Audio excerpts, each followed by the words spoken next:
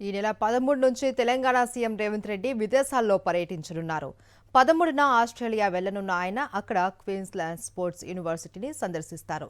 అక్కడ క్రీడాకారులకు అందిస్తున్న శిక్షణ, మౌలిక సదుపాయాలను పరిశీలిస్తారు. రాష్ట్రంలో యంగ్ ఇండియా స్పోర్ట్స్ వర్సిటీని ఏర్పాటు చేస్తున్న నేపథ్యంలో 13 నుంచి సీఎం రేవంత్ విదేశీ పర్యటన ప్రాధాన్యత సంతరించుకుంది.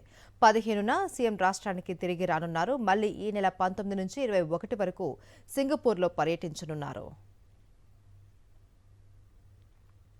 తెలంగాణలో పర్యాటక రంగాన్ని ప్రోత్సహించడానికి ప్రభుత్వం కొత్త పర్యాటక పాలసీని ప్రకటించిన నేపథ్యంలో సింగపూర్లో పర్యాటక అభివృద్ధికి తీసుకుంటున్న చర్యలను సీఎం రేవంత్ రెడ్డి పరిశీలిస్తారు. ప్రపంచ పర్యాటకులను ఆకట్టుకోవడానికి సింగపూర్ ఎలాంటి సౌకర్యాలను కల్పిస్తుంది అన్న అంశాన్ని అధ్యయనం చేస్తారు. అనంతరం ఈ నెల 21 నుంచి 23 వరకు స్విట్జర్లాండ్లోని దావోస్లో పర్యటించి వరల్డ్ ఎకనామిక్ ఫోరం సదస్సులో పాల్గొంటారు.